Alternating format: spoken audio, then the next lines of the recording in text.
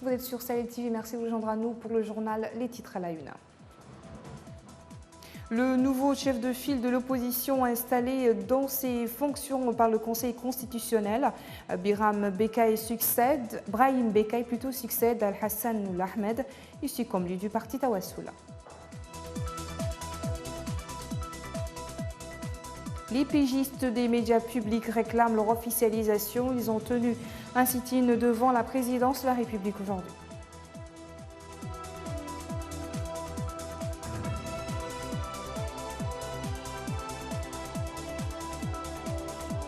Toujours dans l'actualité, la validation du plan d'amélioration de la pêcherie du poulpe en Mauritanie fait l'objet d'un atelier à Nouakchott.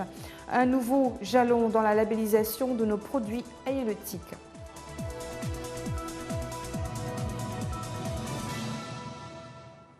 Je vous le disais en titre, le Conseil constitutionnel s'est réuni aujourd'hui pour l'investiture du chef de file de l'opposition. Le Conseil a investi Brahim Ould Bekay comme nouveau chef de l'opposition mauritanienne. Comme son prédécesseur, Hassan Ould Ahmed, le nouveau chef de file de l'opposition, est issu du Rassemblement national pour la réforme et le développement Tawassoul. Hamaoula Djagala. C'est désormais officiel. La Cour constitutionnelle a investi ce matin à Nouakchott Brahim Ould Bekay comme le nouveau chef de file de l'opposition mauritanienne. Issu du Rassemblement national pour la réforme et le développement Tawassoul, Ould Bekay vient ainsi remplacer Hassan Ould Ahmed, actuel maire de la Mokata d'Arafat. Donc, au nom du Conseil constitutionnel, je vous installe dans vos fonctions comme président et membre du Conseil de l'opposition et je vous souhaite beaucoup de succès dans vos travaux. Devant les membres du Conseil constitutionnel et à la présence des figures de l'opposition, Ould Bekay a appelé à créer un climat de confiance entre les candidats à la prochaine présidentielle ainsi qu'entre les différents protagonistes politiques. Il a lancé un appel au cours de la cérémonie de son investiture, un ensemble de dispositions à prendre pour créer cette confiance, particulièrement en assurant la représentation de l'opposition au sein de la Commission électorale nationale indépendante, CENI, et éviter toute instrumentalisation des moyens et appareils de l'État au profit d'un candidat défini. Il a lancé un appel au cours de la cérémonie de son investiture, un ensemble de dispositions à prendre pour créer cette confiance, particulièrement en assurant la représentation de l'opposition au sein de la Commission électorale nationale indépendante CENI. Éviter toute instrumentalisation des moyens et appareils de l'État au profit d'un candidat défini. Ainsi, maintenir les forces armées et de sécurité en dehors du jeu politique. Le nouveau chef de file de l'opposition a loué également la décision du président Mohamed Ould Abdelaziz d'avoir respecté la Constitution, ce qui a permis d'ailleurs au pays de dépasser la polémique sur les tentatives de modifier des articles intouchables de la loi fondamentale, a-t-il dit. Ould Bekay a conclu son discours en exprimant sa grande gratitude à ses prédécesseurs qui ont dirigé l'institution. La Mauritanie, à l'instar des autres pays du monde, a célébré aujourd'hui la journée mondiale de la santé sous le thème « Zéro palu, je m'engage ». Le paludisme a enregistré une hausse de 3,5 millions de cas dans les 10 pays africains les plus impaludés, dont justement la Mauritanie. La malaria est la troisième cause de consultation en Mauritanie en période d'hivernage notamment. La célébration de cette journée est l'occasion d'éclairer l'opinion nationale et internationale, sensibiliser les décideurs et les intervenants dans la lutte contre le paludisme et de multiplier les actions en vue de parvenir à une meilleure prise en charge de cette maladie.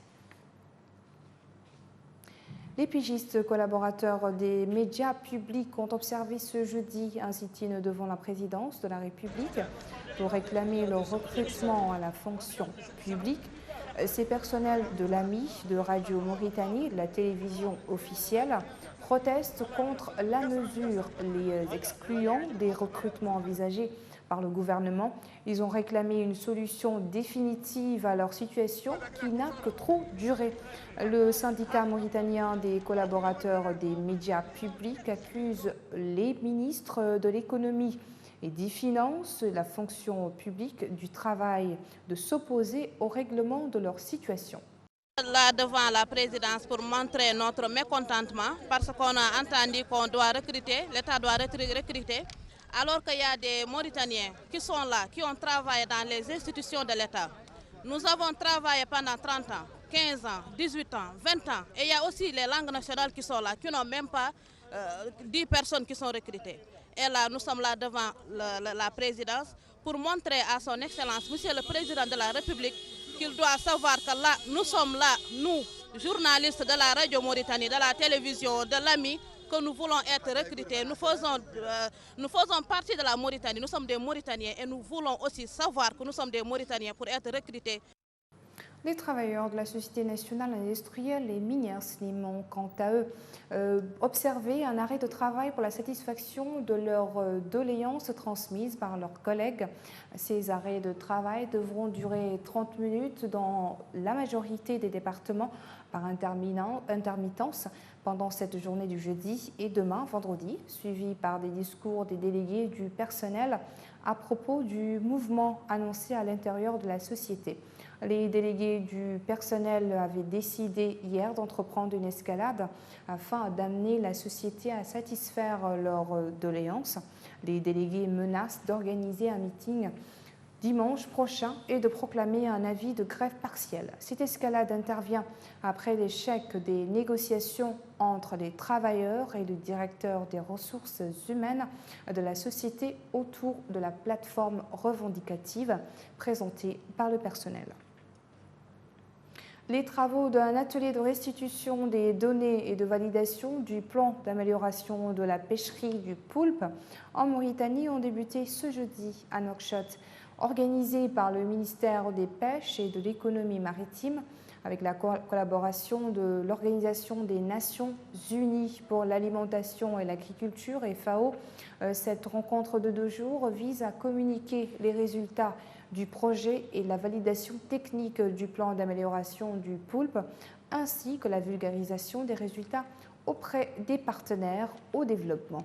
La démarche d'éco-labellisation, bien que complexe et nécessitant des préalables d'ordre technique, scientifique et institutionnel, permet de valoriser les données et informations disponibles et d'évaluer l'état de gestion de l'espèce poulpe et de son environnement pour aboutir à l'image du plan qui sera présenté aux experts.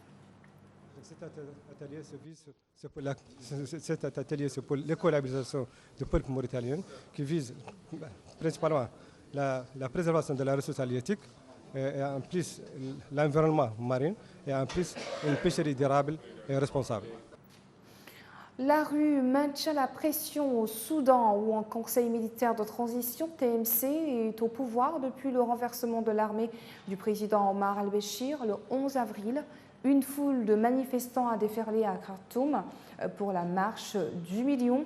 À l'appel des leaders de la contestation en dépit de discussions avec les dirigeants militaires, le mouvement de contestation réclame que le conseil de transition, qui s'est donné un mandat de 2 ans, de transférer le pouvoir à une autorité civile sans plus tarder. Actualité internationale toujours, bâtir une Algérie nouvelle, c'est le slogan que mettait en avant la banderole des étudiants qui manifestaient encore mardi dernier au centre d'Alger. Casque de chantier sur la tête, alors que de puissants hommes d'affaires, notamment dans le secteur BTP, avaient commencé à être arrêtés la veille et l'avant-veille, pour la plupart faisant partie des proches du président et de son entourage. Plusieurs d'entre eux sont rapidement venus compléter la liste des personnalités arrêtées au titre de la lutte anti-corruption.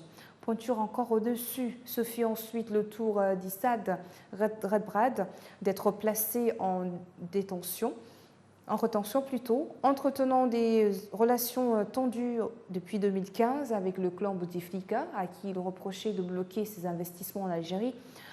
Il avait été pointé du doigt dans l'affaire des Panama Papers comme possédant un compte offshore, pratique totalement interdit par la loi algérienne.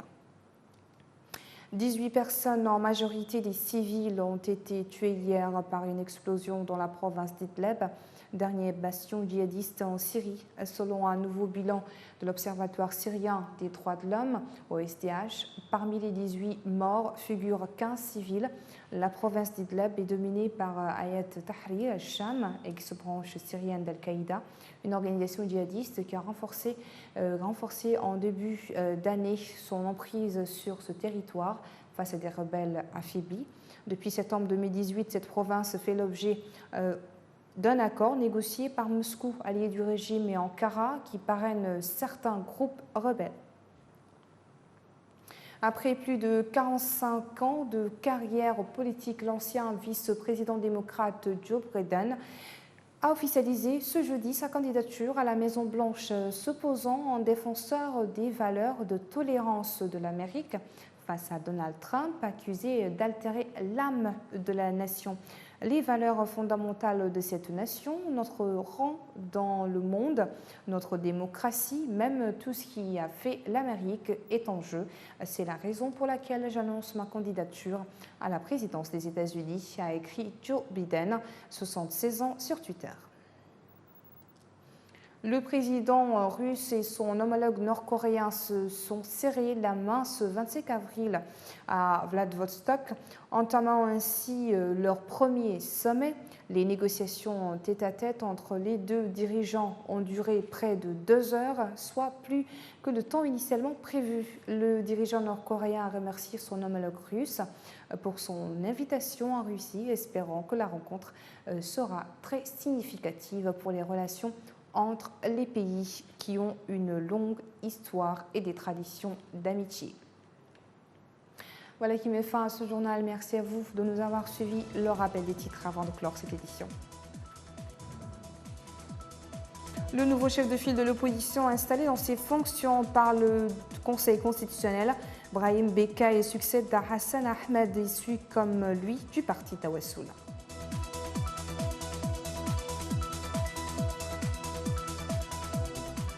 Les pigistes de médias publics réclament leur officialisation. Ils ont tenu aujourd'hui un sit-in devant la présidence de la République.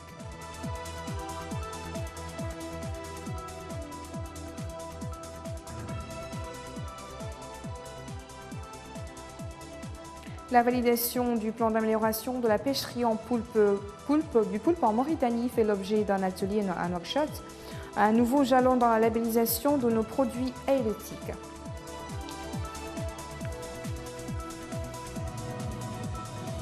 Merci de votre fidélité. Passez une excellente soirée en compagnie des programmes de Sahel TV. Bonsoir.